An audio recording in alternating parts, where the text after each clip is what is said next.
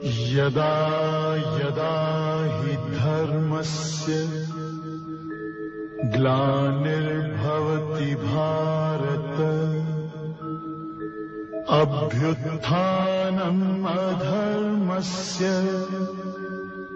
तदात्मानं सृजाम्यहम् परित्राणाय साधूनां विनाशाय च दुष्कृतां धर्म संस्थापनार्थाय संभवामि युगे युगे। हरि ओम। यो अनादि अनंत निरुपाधि पदये प्रदिष्ठ कल्याण कृन्नखिल जन्मभृतां वरिष्ठ पापान्निवारयति पाति च सत्सखेव स्वयं प्रसीदतु सनातन धर्म देव। प्रिय दर्शकों, सादर नमस्कार। आज पुनः संस्था सनातन धर्म परिषद सूरीनाम की ओर से यह संदेश उपदेश नामक कार्यक्रम प्रस्तुत है। इनमें धन खर्च करने वाले रूबी मार्क क्वाटावेख और उनके मालिक, पत्नी, परिवार, बच्चों के लिए एक सुखद जीवन की ईश्वर से याचना करता हूँ।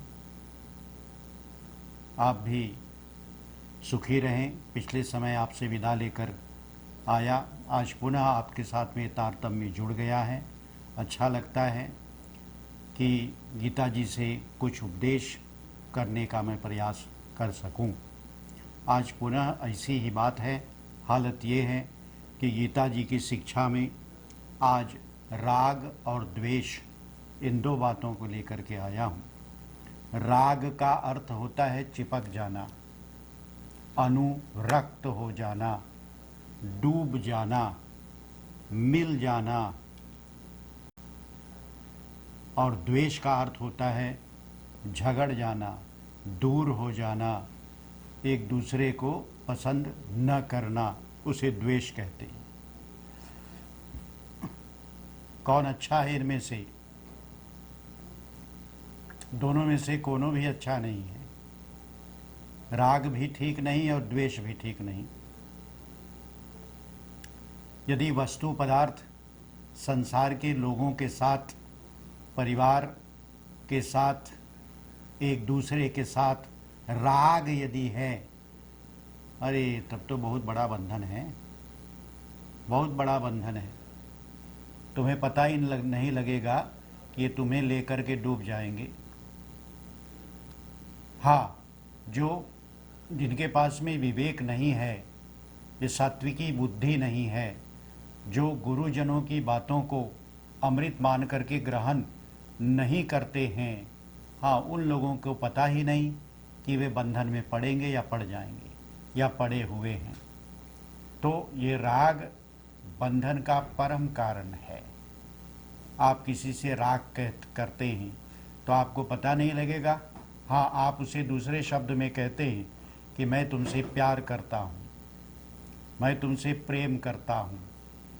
यही तो राग है। ये लेम है, लेम। इसके साथ व्यक्ति चिपक जाता है।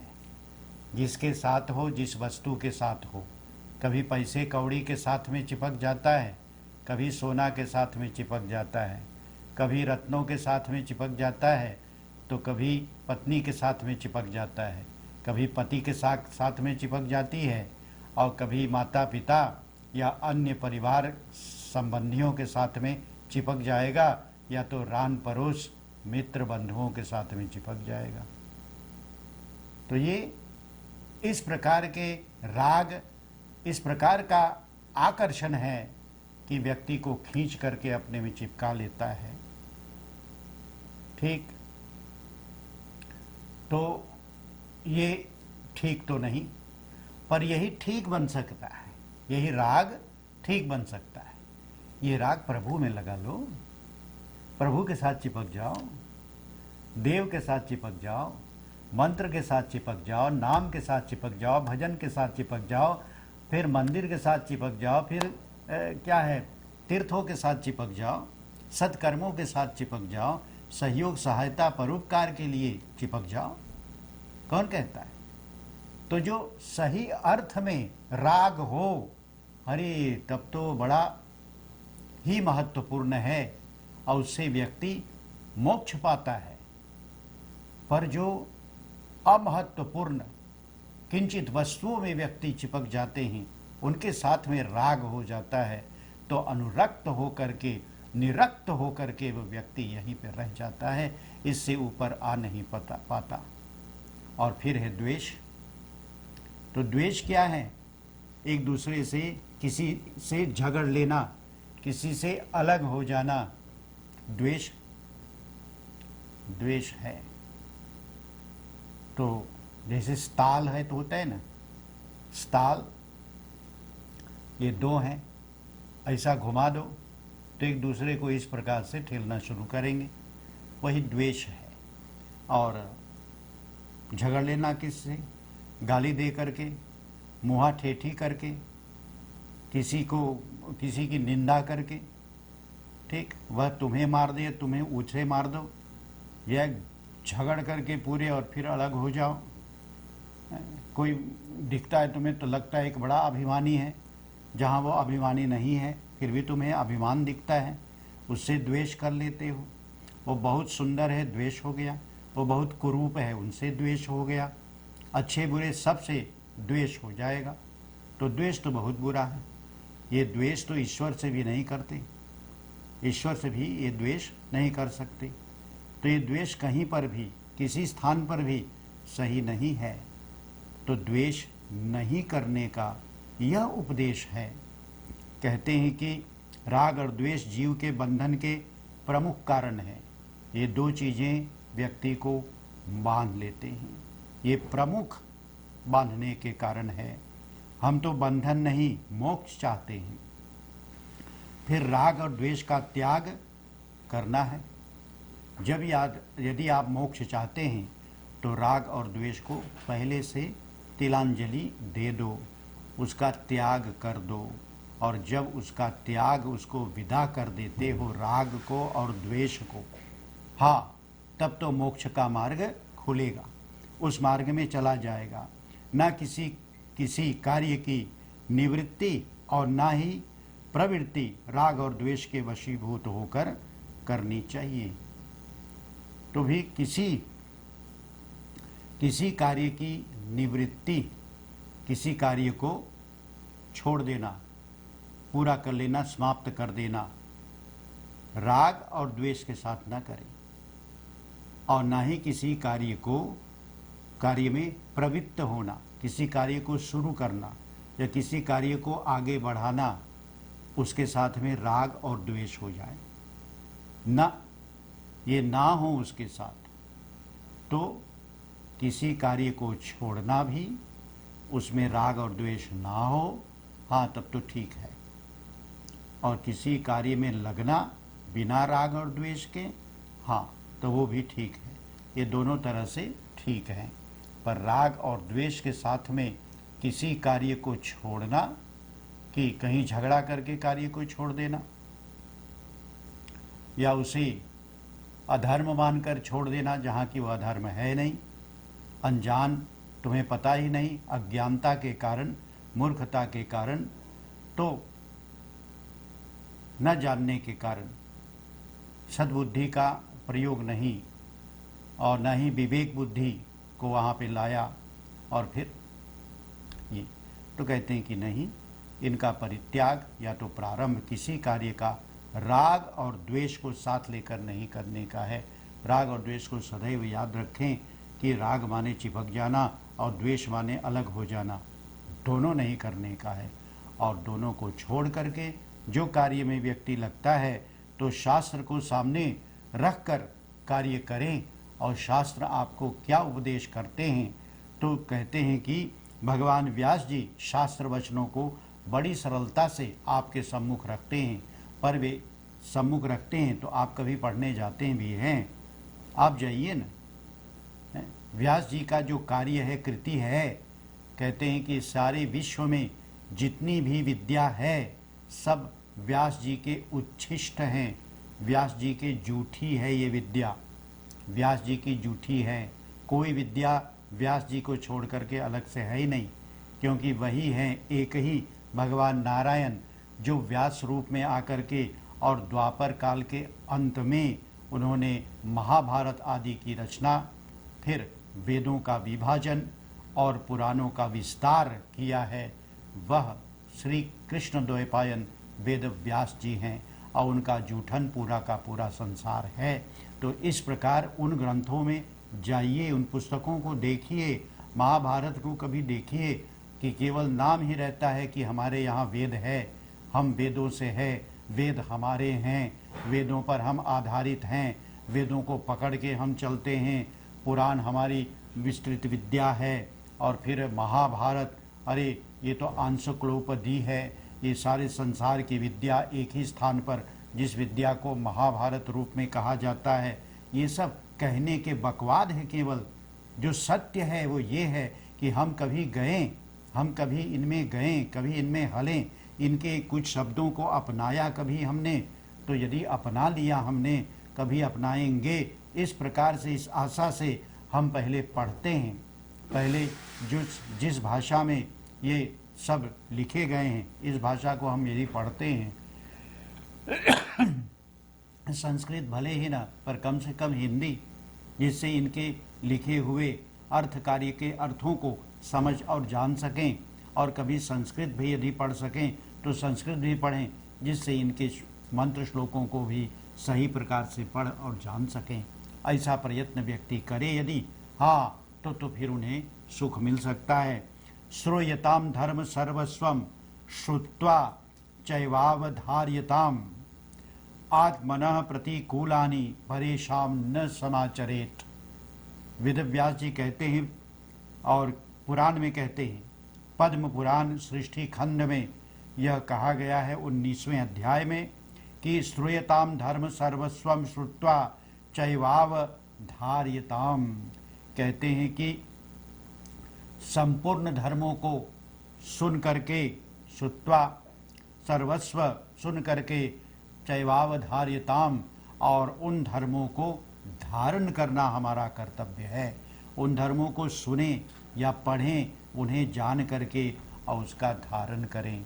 पंडित लोग भी कहते हैं कि व्यास जी ने जो भी कुछ कहा उसे आप अपने जीवन में धारण करें। ये शब्द बार बार पंडित लोग बोलते हैं, सुनाते हैं आपको, और आप वहीं पे सुन के दूसरे कान से निकाल देते हैं।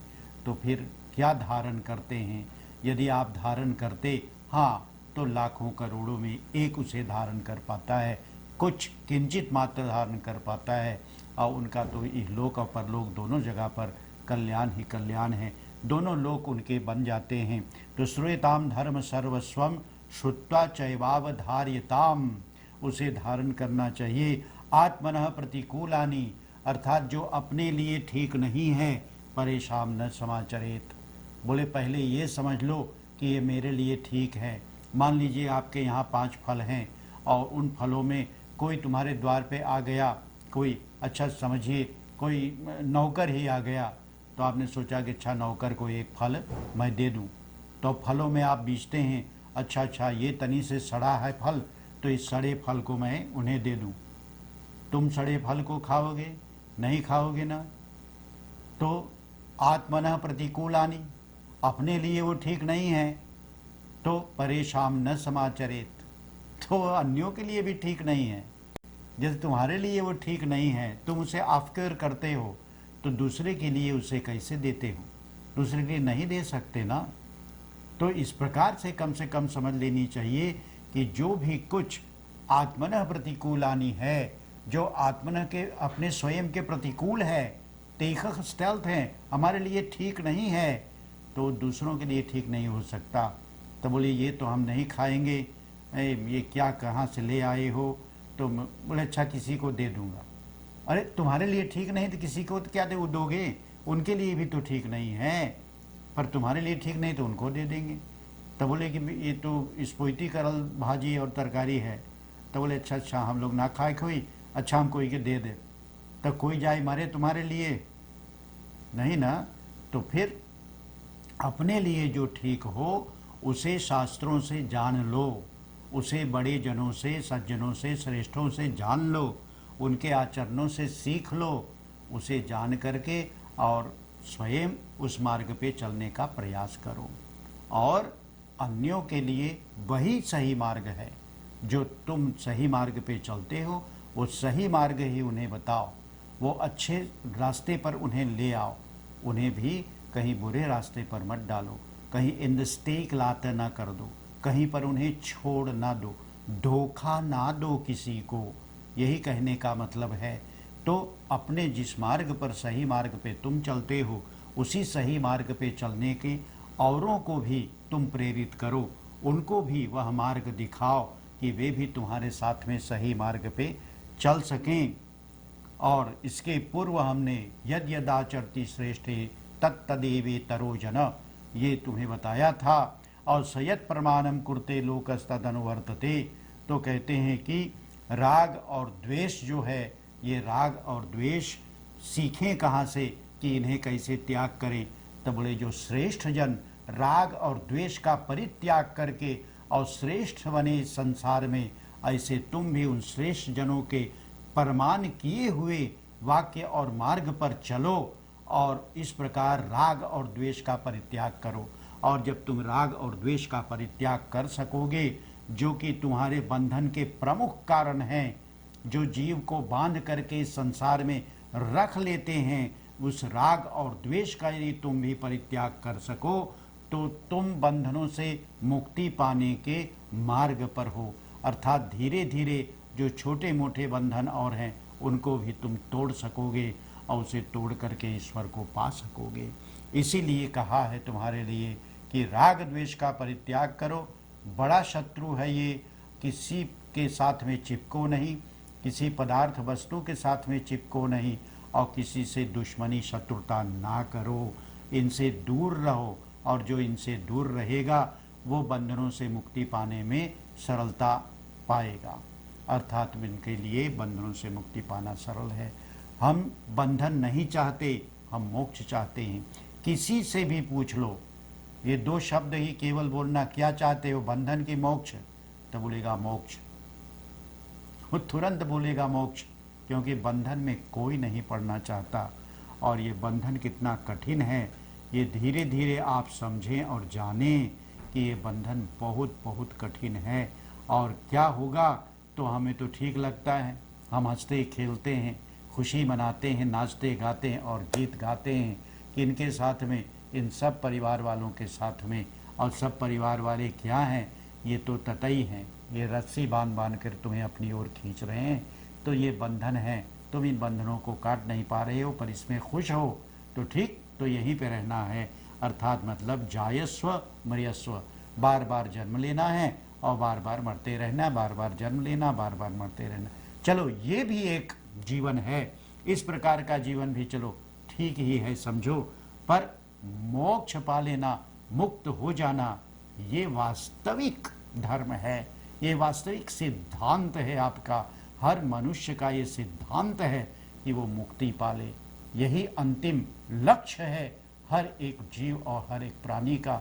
यही समझाते हैं जितने भी ग्रंथ आपके हैं, सब ये ग्रंथ यही समझाने में लगे हैं अनेक प्रकार से। तभी यदि उन ग्रंथों को यहाँ पे रखा जाए तो अटेगा नहीं, इस कमरे में अटेगा नहीं, इससे भी कहीं अधिक ग्रंथ हैं। तो इसलिए उन ग्रंथों में से जो सार स्वरूप है उसको ग्रहण करो और उसे जान करके अच्छे लोगों के आचरण पर, श्रेष्ठ आचरण पर अपना भी आचरण ढालो। इस प्रकार करने से इस संसार में तो सुखी रहोगे और अंत में बंधनों को काट करके मोक्ष पा जाओगे।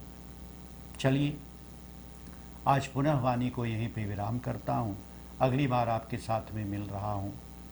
हरि ओम शांति शांति शांति। यदा यदा हि धर्मस्य ग्लानिर्भवति भारत अभ्युत्थानम् अधर्मस्य तदात्मानं सृजाम्यहम् परित्राणाय साधूनां विनाशाय च दुष्कृताम् धर्म संस्थापनार्थाय संभवा